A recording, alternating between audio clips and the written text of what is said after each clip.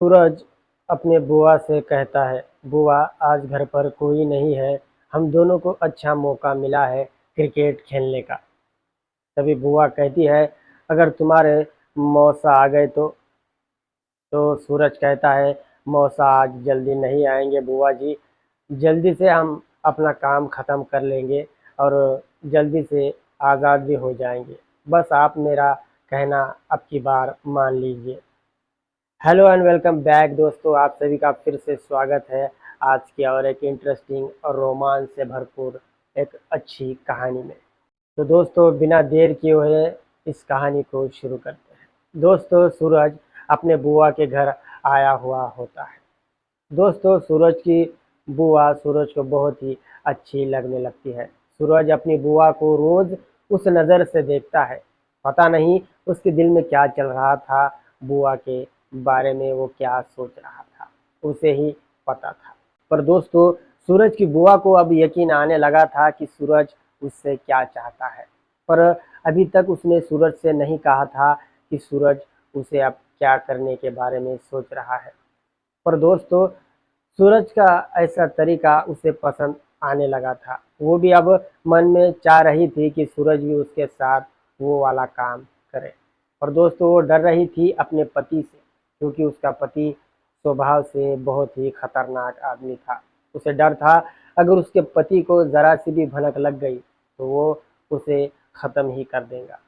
इसी के चलते उस सूरज की बुआ सूरज को कुछ नहीं कह रही थी, पर सूरज अब यहाँ बेकाबू हो रहा था। सूरज को लग रहा था एक तो मौका मुझे मिलना चाहिए बुआ के साथ वो सब करने का। पर दोस्तों सूरज की भी हिम्मत नहीं हो रही थी उसकी बुआ से बात करने की, क्योंकि सूरज के फूफा जी बहुत ही खतरनाक आदमी थे और ये सूरज को भी पता था। पर दोस्तों सूरज तो वहाँ पर अपनी छुट्टियाँ मनाने के लिए गया था। सूरज को उसके फूफा जी बहुत ही अच्छा समझते थे, पर वो अपनी बुआ की जन्नत को देखकर कायल हो गया था। वो अब बुआ की जन्नत के साथ अच्छे से खेलना चाहता था, पर दोस्तों उसे मौका नहीं मिल रहा था और ना ही सूरज की बुआ को मौका मिल रहा था। दोस्तों कभी-कभी सूरज बुआ के कमरे में जाकर उनसे रोज़ बहुत सारी बातें किया करता था। जब तक तब तक बातें किया करता था कि जब तक उसके फूफा जी घर पर नहीं आते।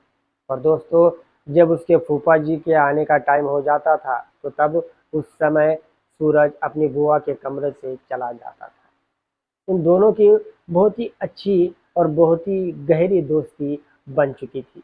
पर दोस्तों सूरज को अब मौके की अच्छे तलाश थी, पर सूरज को मौका तो नहीं मिल रहा था।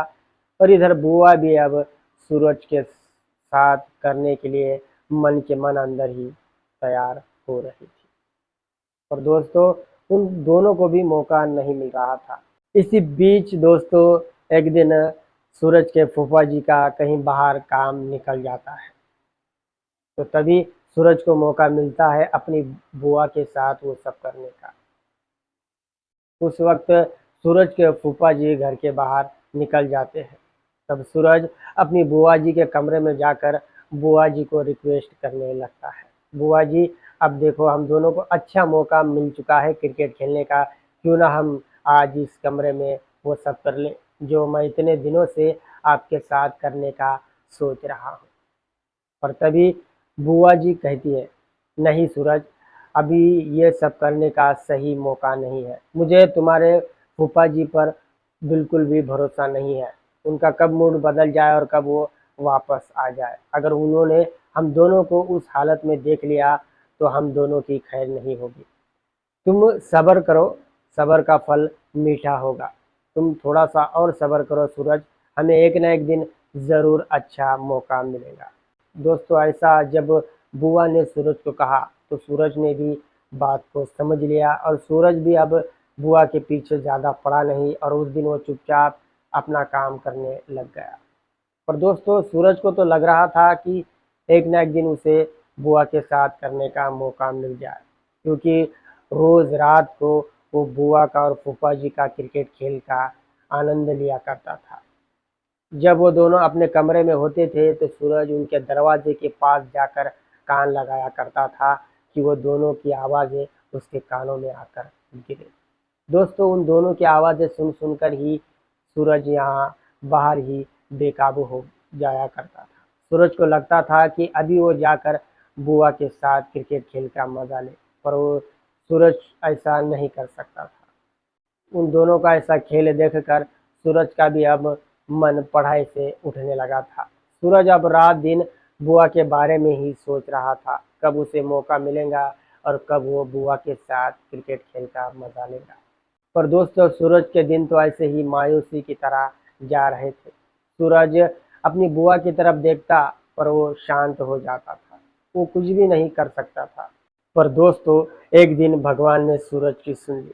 उसके मन के मुताबिक ही उस दिन काम हो रहा था। एक दिन अचानक से सूरज के फूफा जी को कहीं बाहर गाँव जाना पड़ता है और वो 3-4 दिनों के लिए उन्हें जाना पड़ रहा था। तो सूरज के फूफा जी सूरज को कहते हैं, सूरज मैं 3-4 दिन के लिए बाहर जा रहा हूँ, अपनी बुआ का अच्छे से ख्याल रखना। तब सूरज मन ही मन कहता है, फूफा जी आप बस घर के बाहर चले जाइए, फिर देखिए मैं बुआ जी का कितनी अच्छी तरह से ख्याल रखता हूँ। जब ऐसा सूरज के फूफा जी ने कहा तो सूरज ने हाँ में गर्दन हिलाई। तब थोड़ी देर में सूरज के फूफा जी घर के बाहर निकल गए और वो उस गांव के लिए चले गए। अब दोनों फिर क्या था दोस्तों, अब दोनों उस घर में अकेले थे। अब उन दोनों को भी अच्छा मौका मिल चुका था वो सब करने का, जो इतने दिनों से वो दोनों करने का सोच रहे थे। पर तभी दोस्तों सूरज ने अपनी बुआ से कहा, बुआ मैं ज़रा मार्केट में होकर आता हूँ, मुझे एक चीज़ लानी है, तो अगर वो चीज़ मैं लेकर आऊँगा तो उससे बहुत ही अच्छी तरह से हम दोनों क्रिकेट खेल का आनंद ले सकते हैं। और तभी सूरज फट से मार्केट के लिए चला गया और झट से वापस भी आ गया।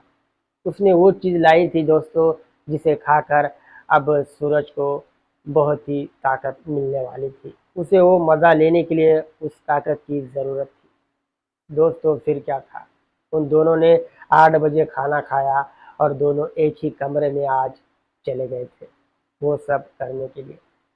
और तभी क्या था दोस्तों, सूरज ने कमरे का दरवाज़ा बंद किया और अपनी बुआ जी की हर एक जन्नत का हिस्सा धीरे धीरे खोलने लगा। अब वो बुआ की जन्नत के ऊपर सवार हो चुका था। उसने अपना पप्पू निकाला और बुआ जी की गुफा में घुसाने की कोशिश कर रहा था, पर बुआ जी की गुफा तो पहला ही खुला मैदान बन चुकी थी। उसका पप्पू अब आसानी से बुआ जी के गुफा के अंदर जा रहा था। और फिर तभी उसकी बुआ ने उससे कहा, तुम बहुत ही अच्छी तरह से कर रहे हो सूरज, लगता है तुम्हें ये पहले भी करने का एक्सपीरियंस है। तब सूरज अपनी बुआ से कहता है, हाँ बुआ जी इससे पहले भी मैंने 2-3 औरतों के साथ क्रिकेट खेल का मज़ा लिया है। तभी बुआ जी सूरज को कहती है, वाह तुम तो बहुत ही चालू शेर निकले, मुझे लगा कि तुम ये पहली बार ही कर रहे हो। तब वो दोनों हंसने लगते हैं। और अब फिर क्या था दोस्तों, सूरज अपनी बुआ जी को अच्छी तरह से क्रिकेट खेल का मज़ा देता है। दोस्तों कम से कम 2 से ढाई घंटे तक सूरज का और उसकी बुआ का खेल चल रहा होता है। दोस्तों अब वो दोनों भी संतुष्ट हो चुके थे। उन दोनों ने अब बहुत ही अच्छे से क्रिकेट खेल का मज़ा ले लिया था। तो अब वो दोनों 3 से 4 दिन लगातार क्रिकेट खेल का मज़ा लेने वाले थे, क्योंकि सूरज का फूफा जी अब 3-4 दिन के लिए बाहर गया हुआ था। वो 3-4 दिन तक घर पर आने वाला नहीं था। अब इन दोनों को भी खुला मैदान मिल चुका था वो सब करने के लिए। अब दोस्तों सूरज की इच्छा अब पूरी हो चुकी थी और उसके बुआ जी की भी इच्छा पूरी हो चुकी थी। फिर भी वो दोनों अपना काम बहुत ही अच्छे से कर रहे थे। जब भी सूरज का फूफा जी काम से बाहर निकल जाता तो उन दोनों को मौका मिलता और वो दोनों मज़े से क्रिकेट खेल का आनंद लिया करते थे। दोस्तों अब सूरज का टेंशन ख़त्म हो चुका था, क्योंकि उसकी बुआ जी अब उसका काम बहुत ही अच्छे से कर रही थी। उसके पप्पू को वो अपने हाथों से ही सहला दिया करती थी। दोस्तों उन दोनों की ज़िंदगी अब मज़े से चल रही थी, पर इस बात की फूफा जी को कोई खबर नहीं थी और कभी भी उन दोनों ने उसे खबर भी नहीं लगने दी। दोस्तों आशा करता हूँ ये मेरी छोटी सी रोमांटिक कहानी आप लोगों को बेहद पसंद आई होगी। दोस्तों ये कहानी सिर्फ एक काल्पनिक कहानी है, इसका किसी भी व्यक्ति से कोई संबंध नहीं है। अगर किसी व्यक्ति से इसका संबंध होता है तो मात्र इसे एक संयोग कहा जाएगा। ये कहानी सिर्फ आपके मनोरंजन के लिए बनाई गई है। तो दोस्तों आशा करता हूँ ये कहानी आपको अच्छी लगी होगी। अगर दोस्तों ये कहानी आपको अच्छी लगे तो मेरे इस वीडियो को लाइक और चैनल को सब्सक्राइब ज़रूर कीजिए। दोस्तों आपके एक लाइक से हमारा हौसला बढ़ता है। तो दोस्तों अब आपसे इजाज़त लेना चाहूँगा। मिलूँगा ऐसे ही किसी और अच्छी सी रोमांटिक कहानी के साथ। तब तक के लिए धन्यवाद।